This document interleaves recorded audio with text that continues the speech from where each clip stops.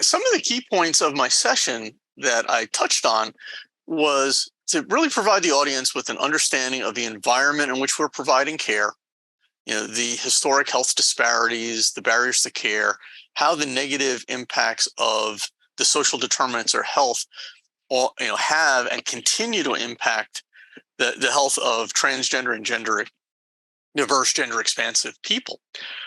Wanted the audience to also understand, what they can do, some of the actionable items that we as nurses and particularly nursing leaders can do within our environments to improve our ability to provide care to this marginalized community.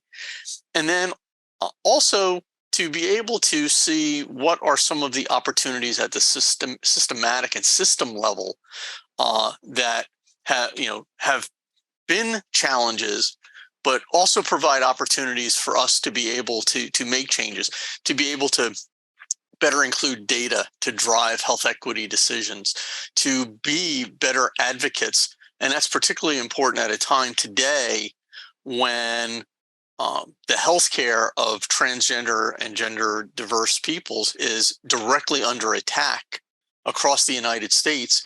And these attacks are not grounded in the medical evidence and science. They're not grounded in best practices. And we as advocates need to be speaking out about it as patient advocates and allies. The implementable actions, the first is just simply about language. Think about how we can get someone's name and the pronouns they use so we avoid misgendering them. And it's a matter of treating all patients with dignity and respect, but it is also a patient safety issue. Something as simple as, "Hi, I'm Paula. I'm going to be your nurse today, in the PACU. My pronouns are she and her. How would you like me to address you? What pronouns do you use?" Because that cuts through making assumptions that often lead us to misgender people. And leaders leading by example, using their pronouns, making sure that this is part of the education is one thing.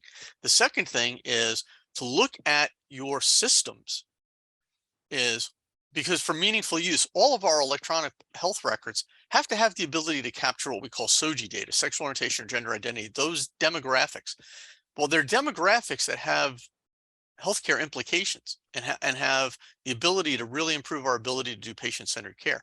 So look at our systems, make sure that our systems are actually, providing the opportunity for people to share the data so that we can then make system level decisions. And as leaders, that requires, some internal advocacy, is because we know that there are real challenges on collecting data.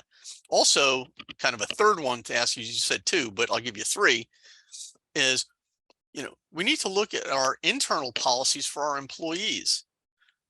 Is our health benefits package covering gender affirming care for our employees and their families? Are our policies written in gender neutral ways, or do they reflect the cis heteronormative bias, that notion that everybody is straight and everybody is cisgender, when we know we have non-binary employees, when we know that we have employees that are in same gender relationships. Make sure that our policies cover all of our people, and that's something that leaders can do tomorrow.